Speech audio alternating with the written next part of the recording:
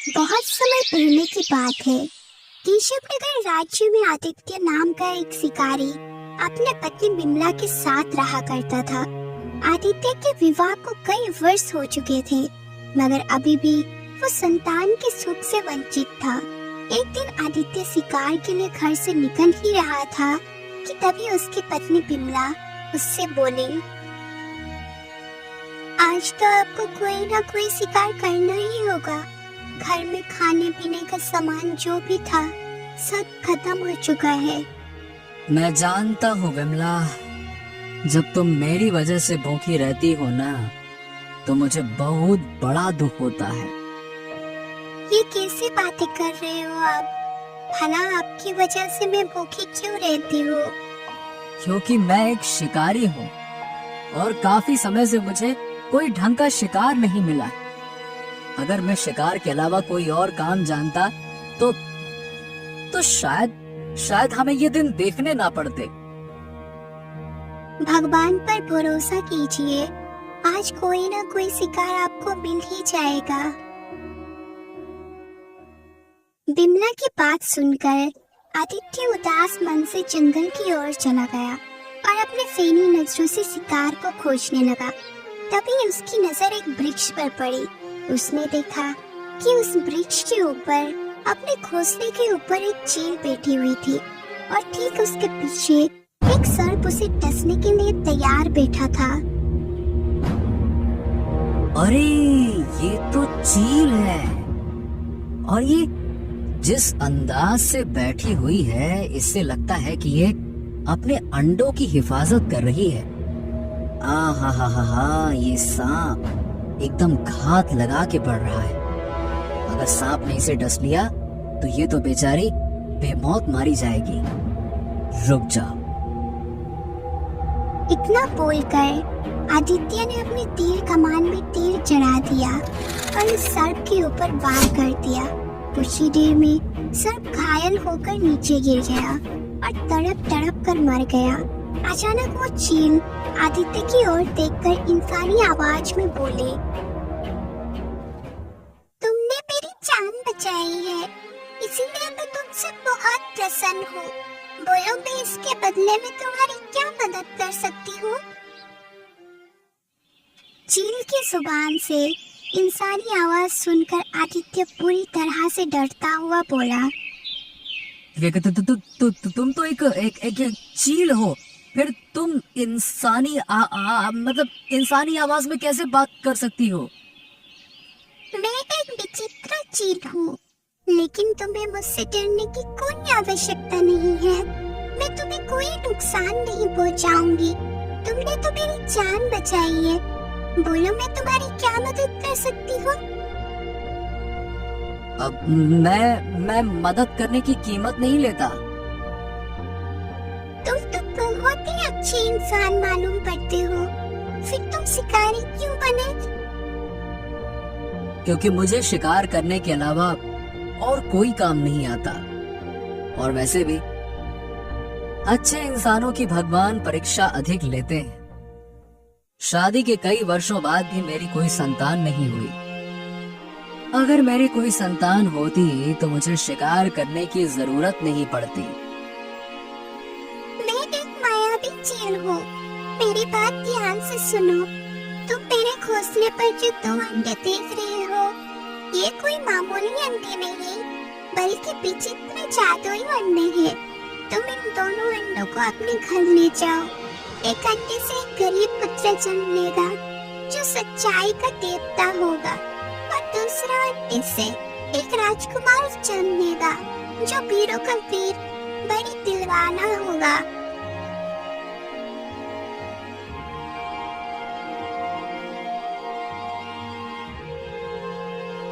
आदित्य उन दोनों अंडों को अपने घर पर लेकर आ गया और सारी घटना अपनी पत्नी को बताते हुए बोला, अरे विमला, मैं क्या बताऊं, मुझे तो विश्वास ही नहीं हो रहा कि जो घटना मैंने अपने आंखों से देखी वो सत्य है। हाँ, तुम्हारे हाथ में ये 2 अंडा बता रहा है कि तुमने जो कुछ भी देखा है वो सब सत्य है। अब और देर ना करे, जल्दी से इन अंडों को उठाकर रख दो।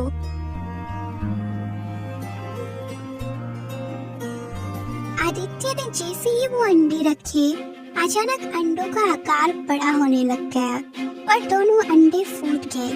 अंडों के फूटते ही दो शिशुओं की किलकारियां आदित्य और बिमला के कानों में गूंजने लगी। इसका मतलब वो मायावी चील सही बोल रही थी।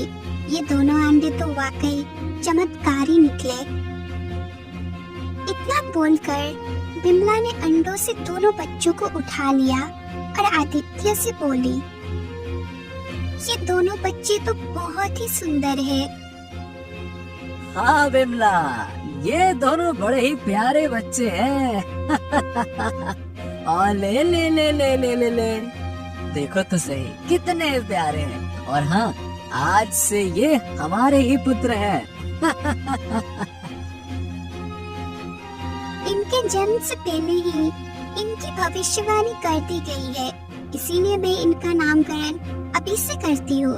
इनमें से एक राजकुमार होगा, मैं उसका नाम अशोक रखती हूँ, और दूसरा गरीब होगा लेकिन मन का धनी होगा, मैं उसका नाम बलराम रखती हूँ। बिमला की बात सुनकर आदित्य मुस्कुराने लगा। समय इसी तरह बीतता रहा और बिमला अपने दोनों पुत्रों के मुंह में इस कदर डूब गई कि वो ये भूल ही गई थी कि उसके दोनों पुत्र उसकी कोख से नहीं बल्कि अंडों से जन्मे हैं।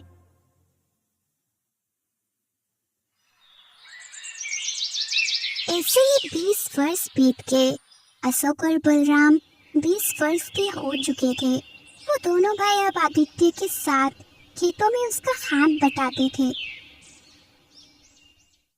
एक दिन वो दोनों अपने पिता के साथ खेत में बैठे हुए थे कि तभी एक व्यक्ति दौड़ता हुआ वहां आकर आदित्य से बोला, अरे आदित्य, हाँ, आदित्य, अरे अरे तुमने कुछ सुना क्या भाई? अरे रुको रुको रुको, क्या हो गया? तुम क्यों हो? अरे सारे केशव नगर में भय का माहौल छाया हुआ है भाई। अरे जब से तांत्रिक ने महाराज विक्रम की पुत्री का अपहरण करने की धमकी दी है ना, अरे क्या बताऊं, अरे पूरे राज्य में सैनिक तैनात कर दिए गए हैं। अरे रे रे रे रे, ये राजा विक्रम भी ना, इसको तांत्रिका जादूगरनी से बिल्कुल नहीं उलझना चाहिए था। उसके बारे में तो सभी जानते हैं कि वो काली विद्या की रानी है। अरे चुप चुप चुप चुप, तुम्हें ऐसा नहीं कहना चाहिए आदित्य। अरे तुम जानते हो ये तंत्रिका ने कितने मासूम और निर्दोष लोगों का, तुम भी अच्छी तरह से जानते हो कि तंत्रिका का मुकाबला बड़े से बड़ा साधु भी नहीं कर सका। तभी बलराम क्रोधित होते हुए अपने पिता आदित्य से बोला, पिताजी, मुझे आज्ञा दीजिए, मैं उस तांत्रिक का सर्वनाश कर दूंगा। मैं किसी पर अत्याचार होते हुए देखता हूँ तो मेरा खून खौल उठता है, और फिर तांत्रिक तो एक बहुत बड़ा अत्याचारी है।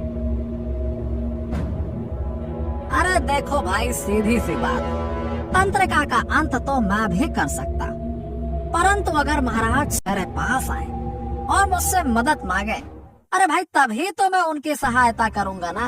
क्यों भाई, क्या मुझे सपना आएगा क्या? बलराम और अशोक की बातें सुनकर वो व्यक्ति मुस्कुराते हुए बोला, मुझे तुम दोनों की कौशल पर कोई शक नहीं है। व्यक्ति की बात सुनकर दोनों भाई मुस्कुराने लगे।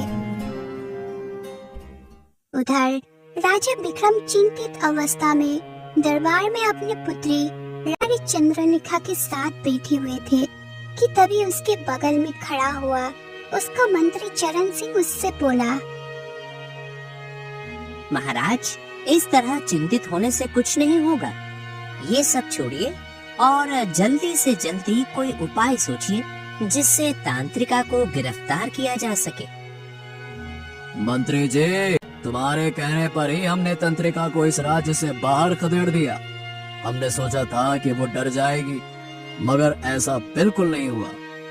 अरे उसने तो हमारी आंख के सामने हमारी पुत्री का अपहरण करने की धमकी दे दी है। महाराज, लगता है हमने तांत्रिका को राज्य से बाहर निकालने में जल्दबाजी कर दी। हमें सबसे पहले उसके मंसूबों के बारे में जानना चाहिए था कि आखिर वो ऐसी कौन सी काली विद्या की प्रक्रिया कर रही थी जिसके लिए उसने इतने निर्दोष और मासूमों की बलि दी। ठीक है, तुम बिल्कुल सही कहते हो मंत्री जी। पिताजी, अब तो सभी साधुओं ने भी मदद करने से इनकार कर दिया। कोई भी साधु तांत्रिका से मुकाबला नहीं कर सकता। तो क्या वास्तव में तांत्रिका मेरा अपहरण करके ले जाएगी? राजकुमारी चंद्रलेखा था कि तभी वहाँ पर एक स्त्री की भारी आवाज टकराई। तुम बिल्कुल सही कह रही हो चंद्रलेखा। मैं तुम्हारे महल से तुम्हारे ही पिता के सामने तुम्हारा अपहरण करके ले जाऊंगी और वो कुछ नहीं कर सकेगा। तभी महल के दरबार में काला धुआं फैलने लगा। अगले ही पल उस काले धुएं ने एक बूढ़ी औरत का रूप धारण कर लिया। वो बूढ़ी औरत भयानक मुस्कान से राजा विक्रम से बोली, मूर्ख राजा, तुझे क्या लगता था कि तू मुझे राज्य से निकाल देगा और मैं आंखें बंद करूंगी? मुझे केवल एक बलि की आवश्यकता थी जो तूने मुझे नहीं लेने दी। अब वो बलि मैं तेरे बेटी से लूंगी और उसके बाद मैं अपने मकसद में कामयाब हो जाऊंगी। इतना बोलकर तांत्रिका काले धुएं में परिवर्तित हो गई और पूरे महल में काला धुआं फैल गया। अगले ही पल वो धुआं वहाँ से हट गया, लेकिन राजकुमारी चंद्रलेखा वहाँ से गायब थी। ये देखकर राजा चिल्लाते हुए बोला, मंत्री चरण सिंह, ये क्या हो गया? अरे देखा नहीं तुमने? तंत्रिका ने जो कहा वो करके दिखा दिया। अरे वो हमारे से हमारी बेटी का अपहरण करके ले गई। जाओ जाओ, जाकर सारे राज्य में जितने भी साधु हैं उन्हें यहाँ लेकर आओ। महाराज, सभी साधुओं ने अपने हाथ खड़े कर लिए हैं, केवल एक साधु के अलावा। परंतु उनके पास आपको चलकर जाना पड़ेगा, वो राजमहल में नहीं आते। हम अपने पुत्र की जान बचाने के लिए कहीं भी चलने को तैयार हैं। मंत्री जी बताओ, वो साधु हमें कहाँ मिलेंगे? कुछ ही देर में राजा विक्रम मंत्री चरण सिंह के साथ जंगल में घने वृक्ष के नीचे खड़ा हुआ था, जहाँ एक साधु उस वृक्ष के नीचे आंखें बंद करके बैठे हुए थे। अचानक साधु ने आंखें खोलकर राजा विक्रम की ओर देखते हुए बोला, मैं जानता हूँ तुम यहाँ पर क्यों आए हो राजन। अगर आप सब कुछ जानते हैं तो फिर मेरी सहायता कीजिए साधु महाराज। महाराज, इस समय मैं आपको सिर्फ ये बता सकता हूँ कि तांत्रिका आपकी पुत्री को लेकर कहाँ गई है, परंतु मैं स्वयं तुम्हारी पुत्री को बचाकर नहीं ला सकता। लेकिन इतना बता सकता हूँ कि अगर तुम्हारी पुत्री को कोई बचा सकता है तो केवल इस संसार में विचित्र 2 युवक ही बचा सकते हैं जिन्होंने अपनी माँ की कोख से जन्म नहीं लिया। ये सुनकर राजा विक्रम बुरी तरह से चौंकता हुआ बोला, क्या आप कहना क्या चाहते हैं साधु महाराज? उन्होंने अपनी माँ की कोख से जन्म नहीं लिया है, तो फिर कैसे जन्म लिया है? आने का भी तुम्हारे लिए समय नहीं है महाराज। जाओ, जाकर ये ऐलान कर दो कि अगर कोई भी व्यक्ति तुम्हारी पुत्री को तांत्रिका के चंगुल से छुड़ाकर लेकर आएगा तो तुम उस वीर से अपनी पुत्री का विवाह कर दोगे। मैं जानता हूँ कि संसार में केवल वो 2 युवक हैं जो तांत्रिका से नहीं डरते। वे दोनों तुम्हारी पुत्री को उसके चंगुल से छुड़ाकर जरूर लेकर आएंगे। उसके बाद तुम उन दोनों में से किसी एक से अपनी पुत्री का विवाह कर देना। अब ज्यादा सवाल मत पूछना महाराज, क्योंकि समय बहुत कम है। साधु का आदेश सुनते ही राजा विक्रम अपने मंत्री चरण सिंह के साथ अपने महल पहुंच गया और राज्य में वही ऐलान करवा दिया जो साधु महाराज ने कहा था। ऐलान सुनकर अशोक अपना घोड़ा लेकर कहीं जाने की तैयारी करने लगा कि तभी उसका भाई बलराम आकर उससे बोला, अशोक, तुम कहाँ जा रहे हो? क्या तुमने सुना नहीं? महाराज विक्रम ने ऐलान किया कि जो कोई भी उनकी पुत्री को तंत्रिका के चंगुल से आजाद कर देगा, वो उसका विवाह उस व्यक्ति से कर देंगे। मैं राजकुमारी चंद्रलेखा को तंत्रिका के चंगुल से आजाद कराकर उससे विवाह करूंगा। तभी वहाँ पर आदित्य और बिमला आ पहुंचे। लेकिन बेटा, ये तंत्रिका तो बहुत ही ज्यादा खतरनाक है। अब चाहे जितनी भी खतरनाक हो, मुझे उससे डर नहीं लगता। तुम अकेले नहीं जाओगे, मैं भी तुम्हारे साथ चलूंगा। देखो भाई, अगर तुम भी मेरे साथ चलोगे तो राजकुमारी चंद्रलेखा को बचाने में हम दोनों दावेदार हो जाएंगे। फिर तो राजकुमारी चंद्रलेखा को हम दोनों में से किसी एक को ही चुनना होगा। नहीं भाई, मुझे चंद्रलेखा से विवाह नहीं करना। मैं तो बस तुम्हारी मदद करने के लिए तुम्हारे साथ चलना चाहता हूँ, और मुझे तांत्रिका को मारकर बहुत ही ज्यादा प्रसन्नता होगी, क्योंकि उसने बहुत और निर्दोष लोगों की बेवजह जाने ली है। कुछ ही देर में दोनों भाई वहाँ से चले गए। उन दोनों को जाते हुए देख बिमला आदित्य से बोली, कैसे पिता है आप? आपने दोनों बेटे को रोका क्यों नहीं? आप जानते हैं कि तांत्रिका कितनी खतरनाक है। अगर मेरे दोनों बेटे को कुछ हो गया तो मेरा क्या होगा? शायद तुम भूल गई हो बिमला कि हमें ये दोनों पुत्र कैसे प्राप्त हुए थे। अब हमारे दोनों ही अपनी मंजिल की ओर बढ़ चुके हैं। अब आगे क्या होगा, ये तो भाग्य ही बता सकता है।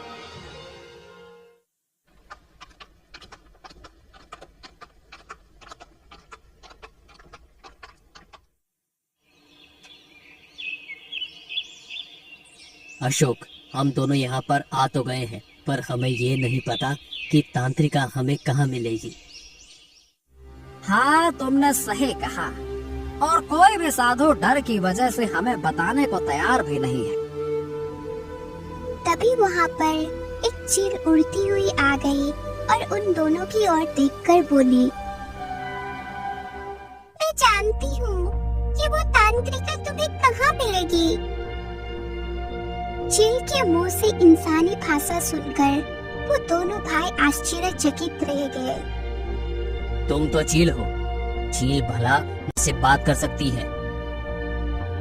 मैं कोई साधारण चील नहीं, बल्कि एक विचित्र चील हूँ। कैसी विचित्र चील है? हम दोनों कुछ समझे नहीं। समझने और समझाने का समय अभी नहीं है। मैं केवल तुम दोनों को ये बताना चाहती हूँ कि तुम दोनों साधारण नहीं हो। अगर इस संसार में तांत्रिका का मुकाबला कोई कर सकता है तो वो केवल तुम दोनों हो। अगर तांत्रिका को तुम दोनों एक साथ मिलकर ही मार सकते हो। और वो कैसे? जब तुम तांत्रिका के काले महल के अंदर पहुंचोगे तब तुम्हें तांत्रिका की कोई भी बात नहीं सुननी है। तुम दोनों में से एक उसकी चोटी पकड़ लेना और दूसरा उसका चोटी में आग लगा देना। यही उसकी चोटी में आग लगेगी, उसकी मृत्यु हो जाएगी, क्योंकि उसकी जान उसकी चोटी में है। उसके बाद राजकुमारी चंद्रलेखा को लेकर तुरंत महल चले जाना। अब तुम दोनों अपनी आंखें बंद कर लो। जब तुम अपनी आंखें खोलोगे तो स्वयं को तांत्रिका के महल में पाओगे।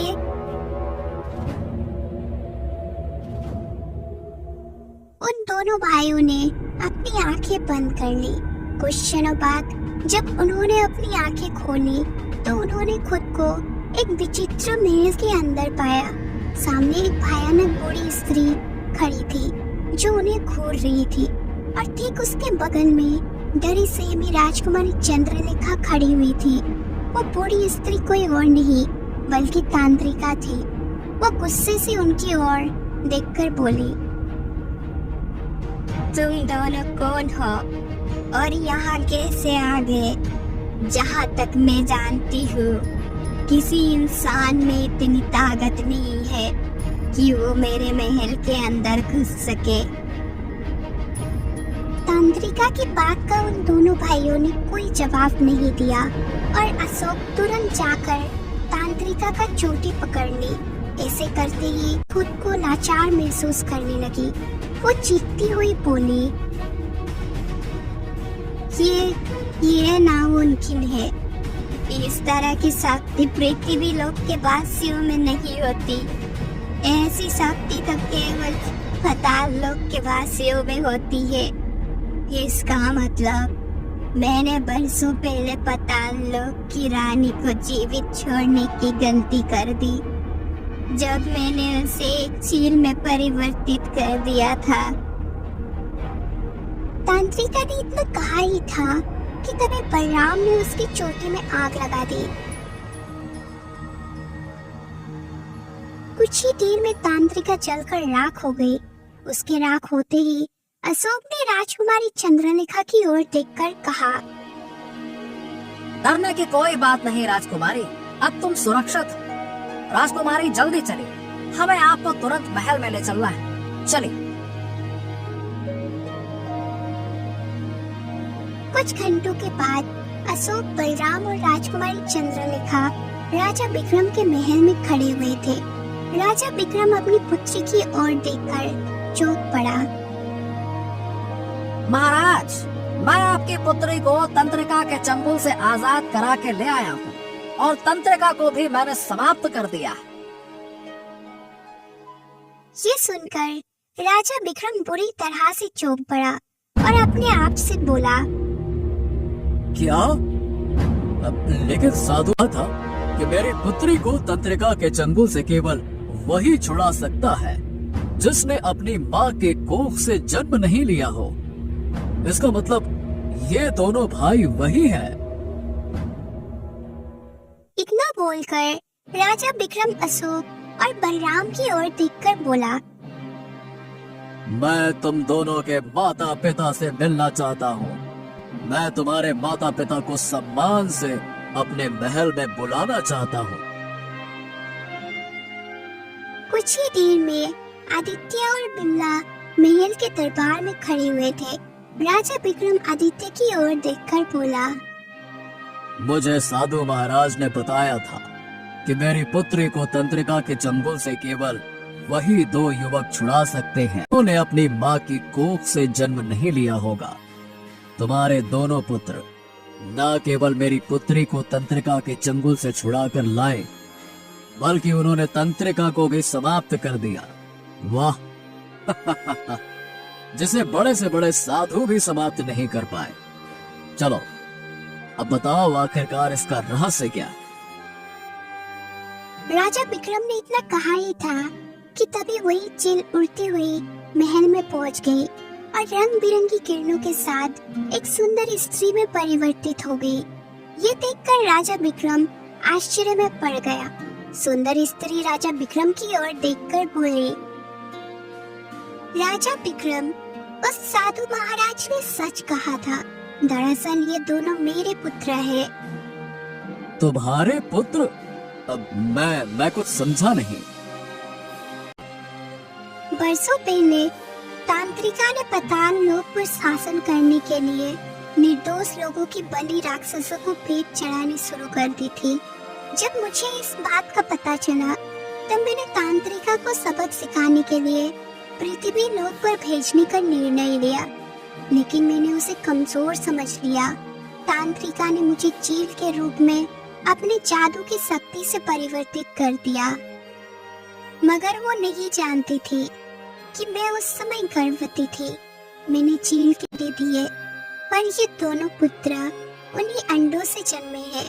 अपनी काले जादू की शक्ति के बल पर तांत्रिका इतनी ताकतवर हो गई थी कि पृथ्वी लोक का कोई भी मनुष्य उसे समाप्त नहीं कर सकता था।